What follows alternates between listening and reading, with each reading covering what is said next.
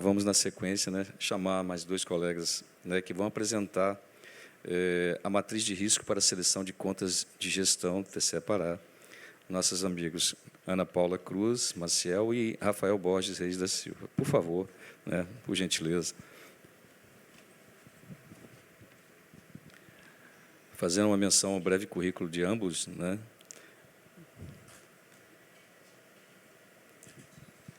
Bom dia, tudo bem? Prazer. Tudo bom, Rafael? Bom, Ana Paula é auditora de controle externo, bacharel em Direito e Administração, com especialização em Direito do Estado, controle externo, desde 2017. E é responsável pela Secretaria de Controle Externo do TCE Pará. Rafael Borges é auditor de controle externo, bacharel em Ciências Contábeis e especialização em Gestão Pública. Possui certificação de curso de Doutrina de Inteligência e Inteligência aplicada ao controle externo, pelo TCE Mato Grosso, em parceria com a ABIN. Desde 2017, é responsável pela Controladoria de Assuntos Estratégicos, que é a Unidade de Informações Estratégicas do CE Pará. Com vocês, então, nossos dois amigos que vão apresentar para a gente, né, a matriz de risco para a seleção de contas de gestão. Por favor.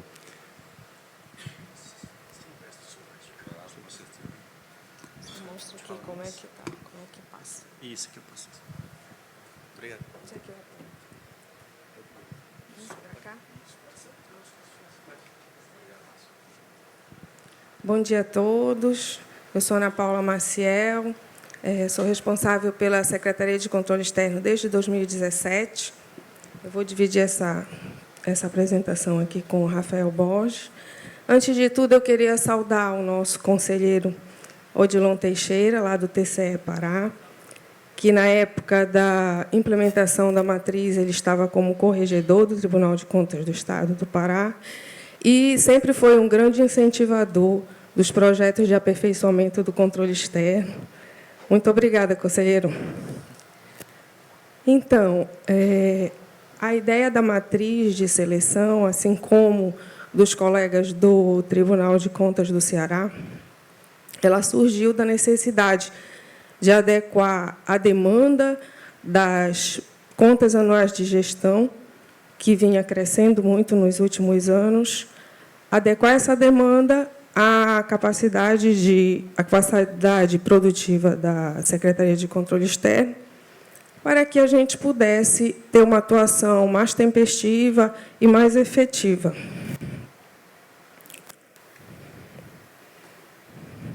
Então, falando aqui do problema do negócio, como é que era antes? Antes de 2017, todas as contas referentes às unidades jurisdicionadas do tribunal, cada unidade jurisdicionada que enviava uma prestação de contas ao tribunal tinha o seu processo autuado. Então, nós autuávamos tudo que chegava. E essa demanda cresceu muito. Na época, a gente tinha em torno de 155 contas anuais chegando todo ano, que eram autuadas. Hoje, nós temos em torno de 200 unidades jurisdicionadas. Então, antes da matriz, nós fizemos um estudo, um levantamento atualizado das unidades jurisdicionadas e como nós poderíamos fazer para condensar, para consolidar as contas. Então, depois desse estudo, nós verificamos que muitas unidades jurisdicionadas eram vinculadas. Então, nós fizemos uma proposta para o plenário de agregação de contas, que resultou na Resolução 18.919, em 2017. Então, nós tivemos a possibilidade de agregar contas, e já aí, nessa norma, o plenário já nos autorizou a trabalhar, levando em consideração alguns critérios de auditoria, além da capacidade operacional da Secretaria de Controle Externo. O estudo evoluiu, então, começamos a trabalhar na matriz, e o que resultou na Resolução 19.022, já em 2018, em que o colegiado nos autorizou a selecionar contas mediante a aplicação da matriz de risco. Então, hoje, nós temos em torno de 200 unidades jurisdicionadas, que foram agregadas em 73 contas anuais de gestão. Essas unidades jurisdicionadas, elas estão aí elencadas, né? Então, cresceu muito a quantidade de contratos de gestão geridos por organizações sociais. Na época da matriz, em 2017, nós tínhamos 12 apenas, agora nós temos 41. Cada contrato desse ele era autuado de forma separada, principalmente na área de saúde. Cada hospital, que é gerido por uma organização social, tinha uma prestação de contas autuada de forma individualizada, apesar de todos serem vinculados à Secretaria de Saúde Pública. Então, nós tínhamos fundos, além dos órgãos e entidades da administração pública direta e indireta. Então, hoje, nós conseguimos agregar em 73 contas, variam mais ou menos com mudanças de gestão, mas elas giram em torno de 70 a 75 contas. E aí a matriz de risco é aplicada em cima dessas prestações de contas e é selecionado uma parte dessas contas anuais. E uma coisa que facilitou também é que, na época, apesar da gente não ter ainda o processo eletrônico, mas nós conseguimos fazer um sistema, em parceria com a Secretaria de Tecnologia da Informação, um sistema de contas eletrônicas, em que todas essas contas passaram a ser recebidas eletronicamente e foram submetidas à matriz, e as que foram autuadas passaram depois para o nosso sistema eletrônico.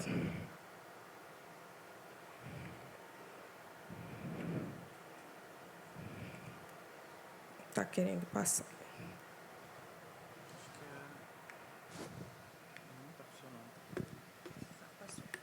Acho que passou, né? Passou. Então, aqui, a própria resolução 18.919, deixa eu ver se voltou. Passei, eu acho que está certo. Ela trouxe já os conceitos de materialidade, né, como a representatividade dos valores ou volume de recursos efetivamente geridos, em que nós conseguimos essa verificação com o nosso sistema, né, pelo CIAFEM, Sistema do Estado. A relevância, fato considerado importante no contexto do objetivo delineado, ainda que não seja material ou economicamente significativo, e o risco, que é a possibilidade de prejuízo à legalidade, à economicidade, eficiência, efetividade dos órgãos e entidades jurisdicionados em razão da ausência, insuficiência ou ineficácia dos controles e do gerenciamento, bem como os indícios de irregularidade da gestão dos recursos públicos. Então, a própria norma já trouxe para a gente esses conceitos, nos autorizando a trabalhar em cima da matriz.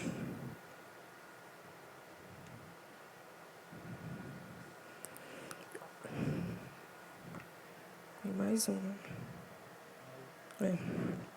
Então, aqui, lembrando o objetivo da boa prática, né, que seria selecionar anualmente as contas de gestão das unidades jurisdicionadas para fins de autuação e instrução e julgamento, baseado nos critérios já foram citados, fundamentação às duas normas que nós trouxemos aqui para vocês. O tempo de prática, esse ano de 2023, completa 6 anos.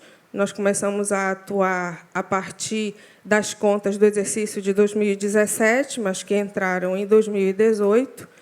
E o TCE do Espírito Santo nos procurou semana retrasada e a gente já fez esse compartilhamento com eles dessa boa prática.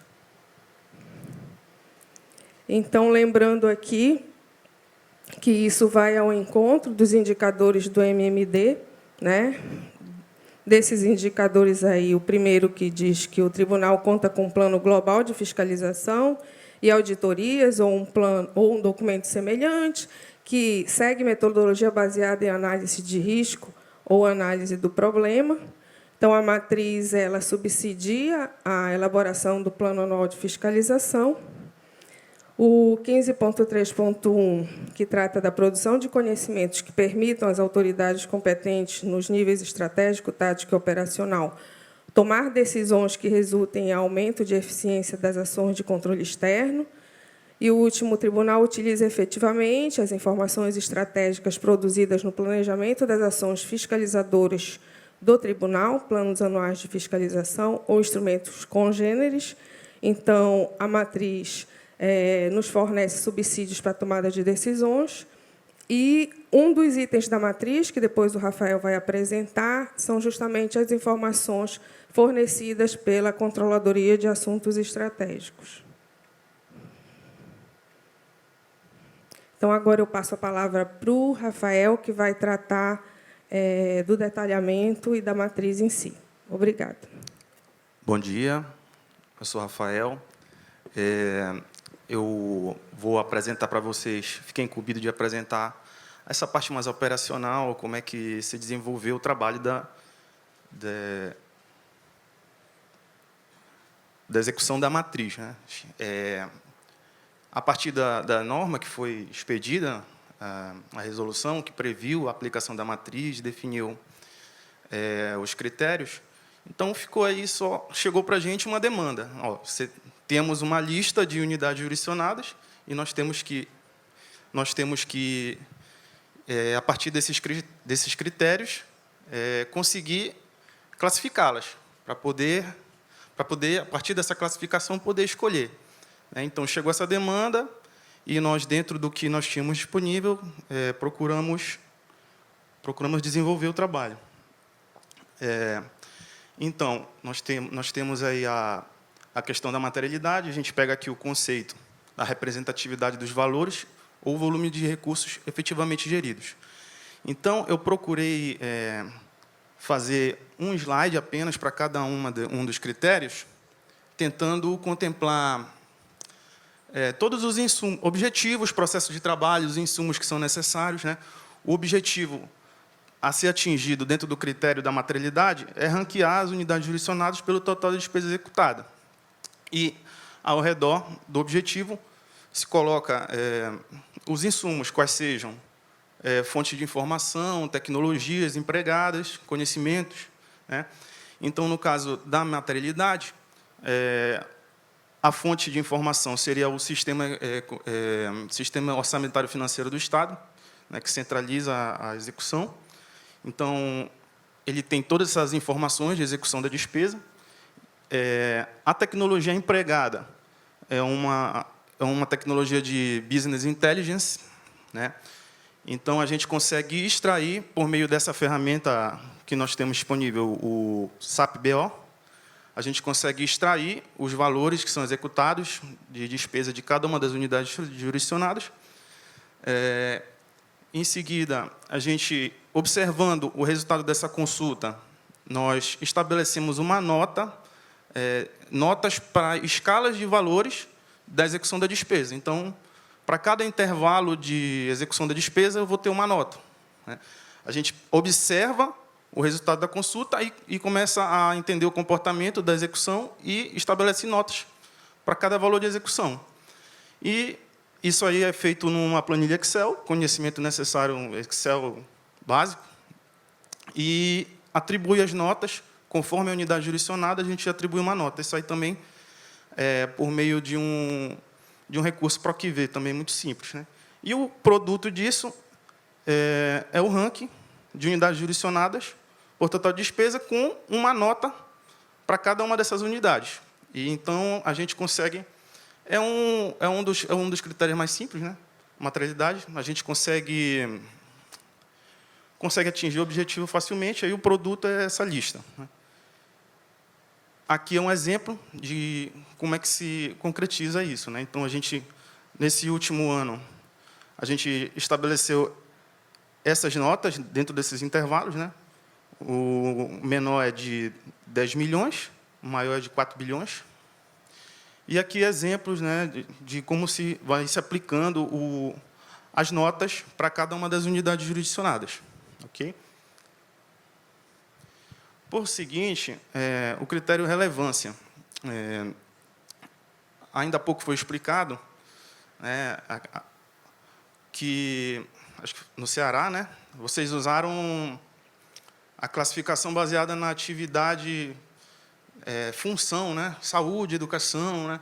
Só que, no nosso caso, como as controladorias, elas já têm essa... Nós temos 7 controladorias, e elas já são especializadas nessas funções. Então, se eu fosse escolher por saúde, eu ia dar uma mesma nota para todo mundo daquela unidade. Então, todo mundo ia subir no mesmo nível ou descer no mesmo nível, né? Então, a gente teve que escolher outros critérios para poder diferenciar dentro da saúde ou dentro da educação, estabelecer um nível de relevância para essas atividades. Então, aqui, a relevância é um aspecto... A relevância foi considerada a atividade que o órgão desempenha, se ele tem uma importância maior ou menor de reflexo para a sociedade, né? E aí, como é que a gente chegou no produto? Que, no caso, é um ranking de unidades jurisdicionadas por atividade. A gente pega o sistema de prestação de contas, que a Ana Paula muito bem falou, e lá tem todo o perfil da unidade jurisdicionada, explicando a atividade dela, e a gente vai entendendo quais são essas atividades de cada unidade. Também monta uma escala de pontuação em Excel. Esse Fiscalis é o nosso sistema, tá? Monta uma escala de pontuação em Excel e que, dependendo da atividade desempenhada, vai ser atribuída uma nota para aquela unidade jurisdicionada. E faz a atribuição de ponto também na função PROC-V. Produto, eu vou ter uma lista de unidades jurisdicionadas, que vai ser apresentada no formato Excel, que vai ter uma nota para cada uma, dando uma importância maior ou menor para a sua atividade.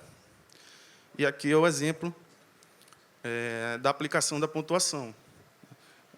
Esses aqui são as classes que nós desenvolvemos lá. Eu acho que, no caso dessa classificação, um tribunal que queira replicar, ele vai ter que fazer o dele, né? Ele vai analisar lá o perfil dos órgãos e conseguir identificar como ele pode melhor classificar essas atividades. E aí, a pontuação de 0 a 10, a gente atribui uma pontuação para cada também unidade jurisdicionada.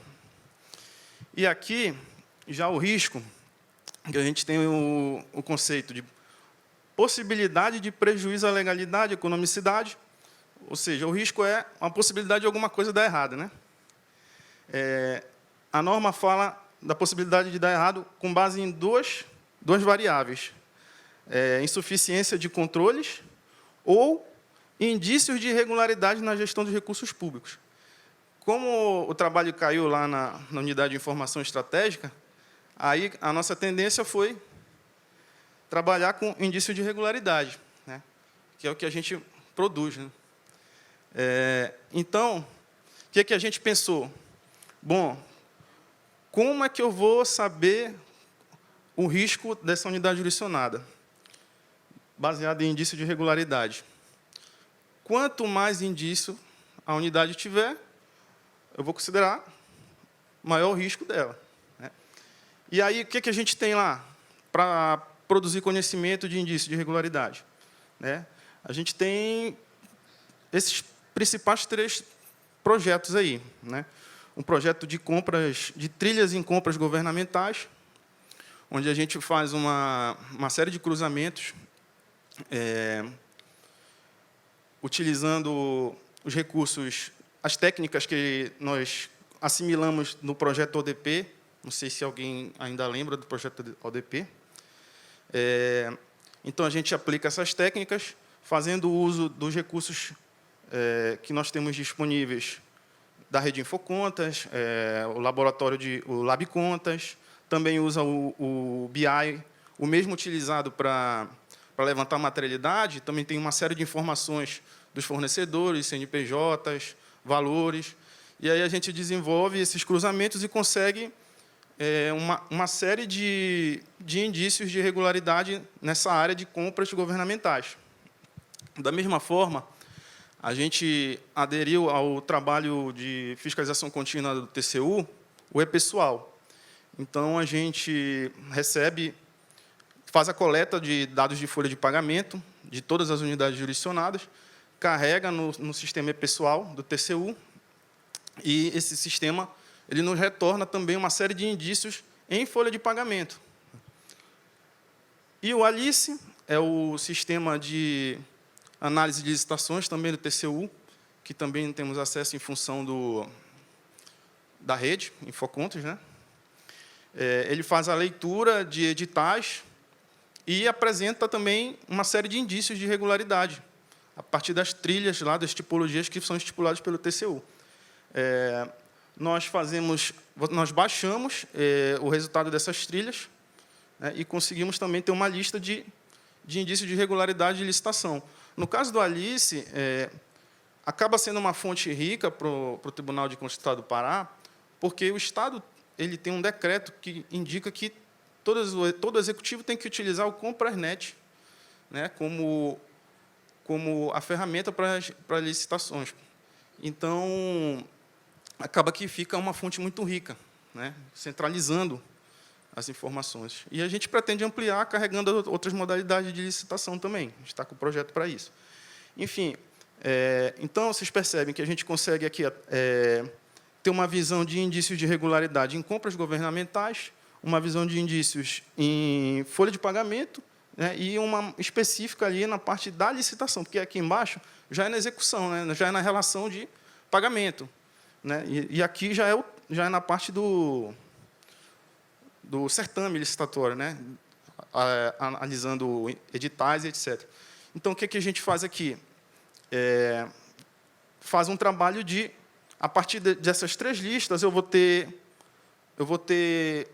os indícios em 2 variáveis: frequência, ou seja, mais indícios ou menos indícios, quantidade, né, e valor dos indícios também, né. Eu vou ter essas 2 grandezas. E aí a gente faz um trabalho de consolidação, uma relação entre quantos indícios o órgão tem e o valor desses indícios também. Tá? Então, esses 3 aí são os principais. E, além disso, a gente considera como fatores potencializadores as denúncias e representações, que a gente faz uma consulta no nosso processo eletrônico, e resultado de inspeções. A gente faz através de um levantamento junto às controladorias, as inspeções que são realizadas.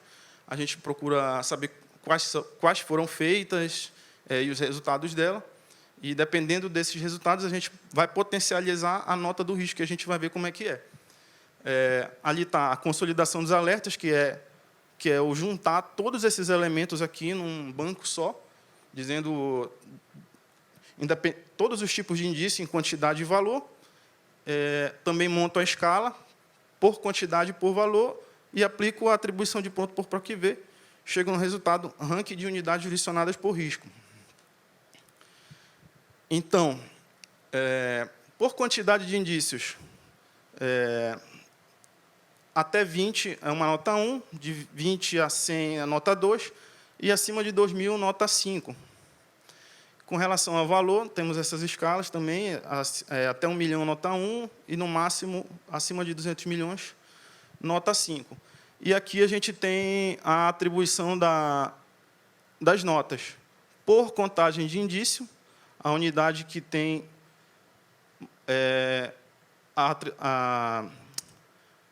nessa quantidade de indício, ela recebeu nota 2, e pelo valor dos indícios, ela recebeu nota 3.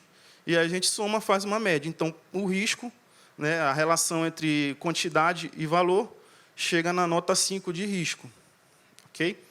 Então, aí a gente conseguiu levantar as 3 variáveis que estão dispostas na resolução, né, que foi a nossa demanda. E aí, o que a gente faz? Eu tenho 3 listas de notas de 1 a 10, entre materialidade, tenho de relevância, tenho de risco. Só que aí eu tenho que juntar todas elas para chegar numa nota geral daquela unidade. Né? E aí, como é que a gente fez essa proporcionalidade? Para quem conhece a matriz de risco, acho que padrão TCU, ela tem apenas 2 variáveis. Ela tem probabilidade e impacto. Né? Então, numa matriz de duas variáveis, né, eixo x e y, seria 50-50. Né? Então, a probabilidade, entende-se que ela está relacionada ao risco. Né? Então, a probabilidade seria 50%. Então, o risco ele vai ter que valer 50% da nota total. Né? Vai ter um peso de 50%. E qual é o nome da outra? Impacto, né? Probabilidade e impacto. O impacto, entendeu-se que é a junção da materialidade e da relevância da unidade. Né? Quanto maior a materialidade, maior o impacto para a sociedade. Assim como, quanto maior a relevância, maior o impacto para a sociedade. Então, 20 mais 30 é o 50 do impacto. Né? Então, esses aí seriam os pesos que a gente atribuiu para cada uma das variáveis, né, dos critérios da matriz. E aí, aplicando-se as notas e fazendo a extração das notas pelo peso, a gente chega no resultado. Esse ano, o resultado foi esse aqui. Lembrando que a aplicação foi somente para processo de conta de gestão, né, secretária? 2022, né? Então, no caso 73, que foi mostrado no começo, 73 unidades, foram selecionadas 43, né? E a execução de despesa de 38 bilhões, dessas 43, ao selecionar as 43, eu consegui contemplar 31 bilhões, 81% do recurso. Então, a conclusão que se chega é que conseguimos reduzir em 40% o volume de trabalho, né, ainda assim contemplando 81% dos recursos, sendo que não é apenas a questão dos valores. Né? Essa parte que foi aceitada, o risco, aí, ó, de 43 para lá, são os órgãos que apresentam menos indícios de compras, os órgãos que apresentam menos indícios de problema de pessoal, menos indícios de licitação. Então, é um risco aceitável. Né? Então, entendemos que seja a melhor forma de escolher, como o Mariano falou hoje no começo dos trabalhos, melhor forma de escolher o que fazer. Rafael, permite uma intervenção, só para lembrar, o normativo também ele traz que, durante 3 anos, aquelas unidades jurisdicionadas que não caírem na matriz, obrigatoriamente, no 4º ano, elas estarão sendo autuadas para fins de análise e julgamento. Então, nenhuma unidade jurisdicionada fica mais de 3 anos sem ser autuada, sem ser analisada. Deixa eu ver se tem mais alguma coisa. Não. Bom, então... Agora travou. Bom, então, isso aí é a forma que nós desenvolvemos dentro do que nós tínhamos disponível, né, e que tem nos atendido. É uma felicidade poder compartilhar e, quiçá, poder acrescentar aí essa aplicação nos demais tribunais. Bom, gente, muito obrigado, viu, Rafael, pela brilhante apresentação. De antemão, agradeço a presença do conselheiro aqui, né, prestigiando também a apresentação. E eu faço uma menção aqui, né, já que os senhores sabem também que existe um projeto capitaneado pela Tricom, chamado Rede de Informações Estratégicas, que aqui o Rafael e a Ana trouxeram como subsídio para utilizando-se, né, desse subsídio, inclusive, para fins, né, de viabilizar vamos dizer, uma escolha mais assertiva, né? Ou seja, informação hoje é tudo, né, gente? Se a gente não tiver informação qualificada para tomada de decisão, com certeza a gente vai estar desperdiçando recursos. Essa aqui é a tônica, né? A tônica. Então, parabéns, né, pessoal, pela apresentação. E vamos abrir, né, para algumas questões, né, que surgirem, né, dentro dessa perspectiva, para que a gente possa, novamente, né, o tempo é exíguo, desculpem, mas vamos lá, por favor. Ana Paula, Você abriu sua apresentação dizendo que você está nesse cargo de secretária de controle externo desde 2017. A gente percebe que nos tribunais, geralmente, a cada 2 anos, quando muda o presidente, mudam-se as pessoas dos cargos. Isso é uma prática comum, não estou criticando, né? Mas eu gostaria de saber como é que funciona lá no TCE do Pará, que você consegue, apesar de, nesses anos, ter troca de presidência, você se manteve no seu cargo. E qual o efeito disso? Talvez seja isso o fator que trouxe a esse sucesso na escolha das contas de gestão? Pergunta difícil. Mas, assim, o que eu acho que aconteceu? Na verdade, quando eu fui lá para a CSEX, quem iniciou todo esse estudo também não fui só eu, né? Então, tem toda uma equipe por trás aqui, né? Alguns colegas apresentaram já ontem uma boa prática, e aqui eu faço menção de uma colega que está desde o início com a gente, a Sônia Abreu, ela é assessora técnica, ela foi para lá desde o início com a gente, em 2015. A Milene também está com a gente já desde 2017, 2016, né? Então, nós fomos para lá com quem foi meu antecessor, foi o Edilson Resch, um auditor também super experiente. Então, ele foi para lá em 2015, ficamos 15 e 16, ele como secretário e eu como subsecretária. E ali, na verdade, nós reunimos a equipe e nós quisemos fazer um projeto. E, realmente, esse projeto tem até nome. Em parceria com a Secretaria de Tecnologia de Informação, nós imaginamos o projeto Controle Externo. E nós imaginamos para 10 anos isso. Então, foi aí que surgiu a ideia do sistema e-jurisdicionado, em que ele abarca vários módulos, é um sistema, é um portal, né, em que agrega vários módulos, e ali nós pensamos para 10 anos, independente da gente ficar ou não. E a gente procurou colocar todas essas ideias nos planos estratégicos também. E aí a equipe uniu as mãos, né? Então, tem muitas pessoas já que foram com a gente, que foram para controladorias lá desde essa época e se mantém até hoje. É claro que é preciso uma oxigenação sempre, mas a gente teve o apoio do colegiado e esse projeto ele vem sendo, depois que o Carlos Edilson saiu da secretaria, ele, na verdade, nunca saiu, ele esteve lá com a gente todo o tempo, hoje ele nos assessora também, né? Então, a gente procurou dar andamento para esse projeto de 10 anos. Então, foram feitos vários módulos, vários projetos de aperfeiçoamento, de qualidade, medição de qualidade de fiscalização, de auditorias, e a gente tem procurado manter essa linha.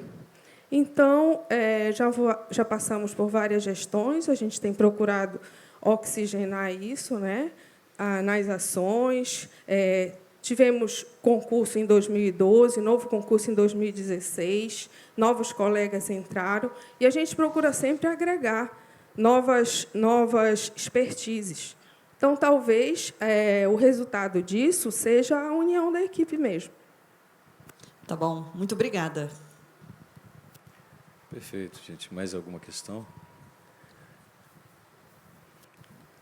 Carlos, por favor. Por favor, durante a explicação da metodologia, houve uma observação quanto à divisão nas unidades técnicas, e elas receberiam ali, talvez, eu não sei se é por função, né? Acho que o Rafael estava explicando que ele teve que fazer uma condicionante, né, para que não tivesse, como se você não tivesse que fazer um ranking único, você teve que adequar ao trabalho que cada unidade técnica ali teria.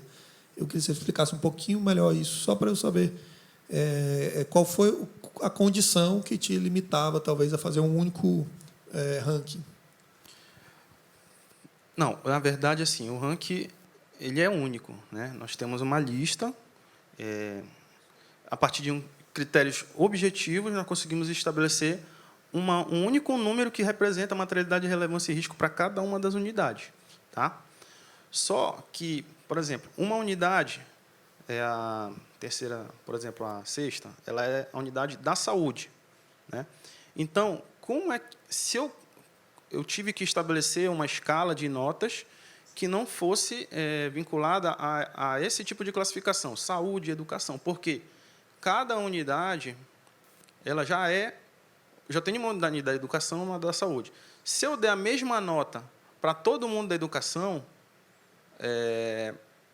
todo mundo vai subir igual. E assim, a escolha em que pese eu ter uma lista única, a escolha é por CCG, por unidade. Eu tenho 7 unidades na educação. Se eu der nota 5 para as 7 unidades da educação, eu não vou conseguir saber qual é mais relevante ou menos relevante. Não, perfeito, eu entendi. Agora, é porque a função, então, ela não receberia peso, ou receberia uma nota, já que, claro, se tivesse relacionado à educação, todas receberiam a mesma... Aí perfeito. O que a gente faz? A gente vê, por exemplo, dentro dessa controladoria, que tem lá uma lista de jurisdicionados, todos da educação, tem unidades que elas praticam atividades diretas de educação e tem unidades que apresentam atividades mais de apoio. Então, uma secretaria de educação ela é diretamente na política, mas uma outra secretaria não, ela faz uma atividade que agrega valor à educação, mas não nessa parte de escola, efetivamente. Entendeu? Obrigado.